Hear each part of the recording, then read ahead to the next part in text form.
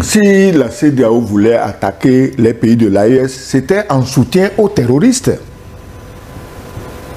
Est-ce que tu comprends ça? La CEDEAO agissait pour faciliter la tâche aux terroristes dans leur agression contre les États du Sahel. Le mal prend de l'ampleur et il faut aujourd'hui agir plus rapidement. Non, il y a des terroristes et il y a des terroristes d'élevage. C'est-à-dire que tu élèves les terroristes chez toi, tu les gardes et quand tu claques du doigt, ils sortent. Maintenant que la CEDEAO a des terroristes d'élevage, bon, on les gère autrement. Peut-être les forces qu'ils ont créées iront travailler avec les terroristes d'élevage pour envahir les pays du Sahel. Parce que si la CEDEAO voulait lutter contre les terroristes dans le Sahel, elle n'avait pas besoin d'aller attaquer les États. Quand même, ça coule du bon sens. On vous n'allez quand même pas m'accuser encore d'exagérer. Notre premier message, pardon, nous vient donc d'un ressortissant, un fier ressortissant, dit-il, de l'AES, Sansa Kambou, qui nous écrit depuis donc le Canada. Bonjour à vous, chers combattants, pour une libération de la conscience noire. Que Dieu bénisse votre travail. Merci. Ce n'est pas le sujet du jour, mais avez-vous des informations plus éclairées concernant le partenariat sanitaire signé entre les États-Unis et certains pays africains? Cette information circule en masse et on ne sait plus quoi en penser. Est-ce que vous avez des informations, messieurs? Ah oui? Non, moi... Du tout? Pas encore, peut-être. Donc on va donc...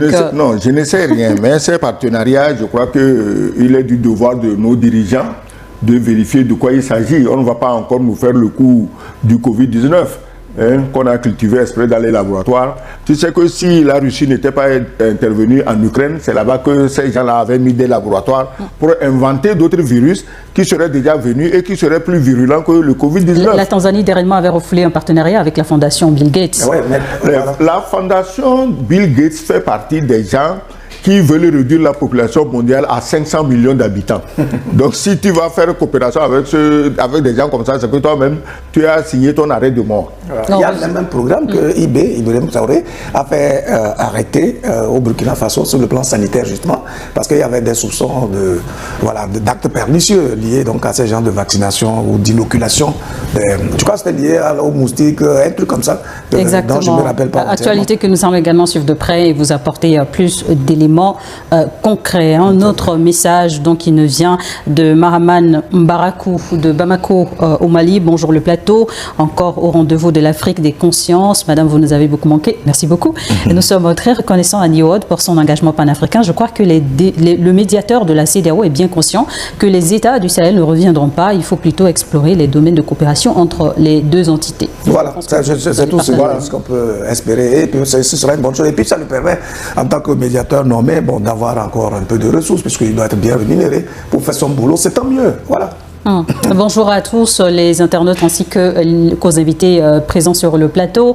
Ici c'est René Timothée depuis le Burkina Faso. La question posée est la suivante: l'AES peut-elle faire marche arrière? Notre réponse en tant que peuple du Burkina Faso, du Mali et du Niger est claire et sans équivoque. Non, non en majuscule, je précise. Nous disons non parce que ce combat dépasse les institutions. C'est un combat pour la dignité, pour la souveraineté, pour la liberté véritable de nos peuples. Merci beaucoup. Merci. Donc pour ce rappel. Un autre message, bonjour Papa Sogoyo Kegewe et Lucas Baki ainsi que la journaliste Charlotte Guédéré. Merci beaucoup, vous maîtrisez très bien non sur le plateau. La CEDEAO est une organisation du passé et l'AES est l'organisation du futur, plus l'infini. On ne peut pas confondre hier et demain. Oublions la CEDEAO qu'elle n'est plus une organisation crédible.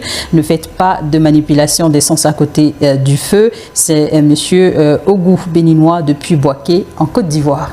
Ah ouais, il ne faut pas manipuler l'essence à côté des feux. Non, tu sais, le médiateur, il a travaillé à la CEDEAO. C'était à une époque où les responsables de la CEDEAO, secrétaire exécutif, ils respectaient tous les chefs d'État.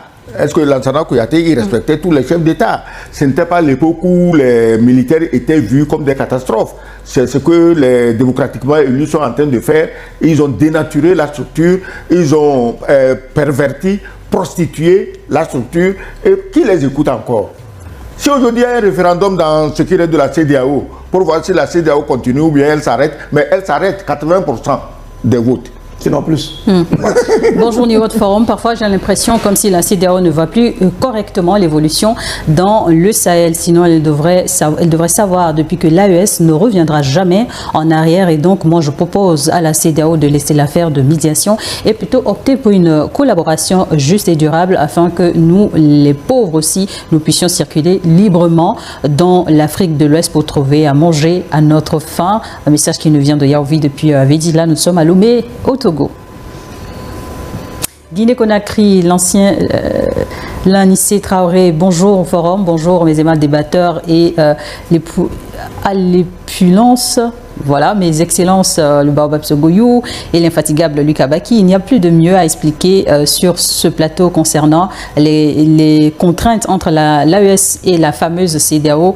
Je pense que le divorce doit être consommé par toutes les parties prenantes. L'AES se tient bien et évolue dans le bon sens. L'AES a vie et nous souhaitons que certains États adhèrent de plus donc à cette organisation. Alors cette question revient très souvent. Que les gens adhèrent. La question de l'adhésion à la CEDEAO, finalement, qu'est-ce que vous en savez? Vous avez assisté écoutez, au deuxième sommet des chefs d'État de la Confédération. Je dis, mais on adhère qu'à ce qui est attrayant, qu'à ce qui peut nous bénéficier, ce qui peut nous profiter. J'ai dit tout à l'heure que l'opinion africaine dans son ensemble adhère de fait à la vision des pays de l'AES. C'est une évidence. La vérité, c'est que nous, on est au Togo. On ne fait pas partie des pays de l'AES. Mais nous parlons littéralement de l'AES comme si nous y étions. Pourquoi? Parce qu'ils nous séduisent par leur choix politique, par leur lucidité, par la méthode rigoureuse avec laquelle ils gouvernent et ils ont des résultats probants, évidents, concrets et matériels sur le terrain. C'est ça que nous recherchons. Et donc, la perspective de l'adhésion des autres États à cette structure devient alors un impératif pour les peuples d'Afrique. Moi je pense tout simplement que ce sont les carcans politiques liés à ce tangourage dans lequel ces États de l'Afrique de l'Ouest sont, qui les empêchent d'oser approcher les pays de l'AES dans le sens d'adhérer et donc de faire ces gesticulations, un maquillage de folklorique qui donne le sentiment que oui, la CEDEAO est encore quelque chose d'enviable, de viable, et que bon, c'est l'AES qui devait y adhérer. Attends, et puis Charlotte, comment tu peux négocier avec la CEDEAO? Tu sais qu'ils ne disent que ce qu'on leur dit de dire. Donc, même s'ils prennent un engagement avec toi, quand ils iront faire même de bonne foi. Même de bonne foi. Voilà. Quand ils vont faire compte rendu au patron, le patron dit non, l'engagement tombe à l'eau. Tu peux négocier avec des gens comme ça? Non.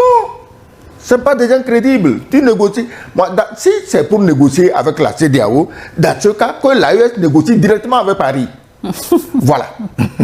Un message de Tapsoba depuis le Burkina Faso. Bonjour le plateau, bonjour à nos débatteurs.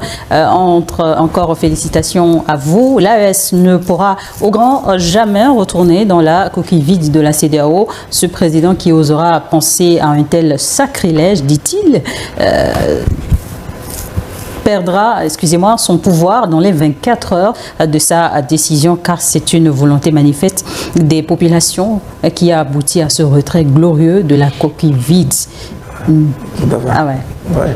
Non, mais j'ai dit tout à l'heure que les peuples de l'AES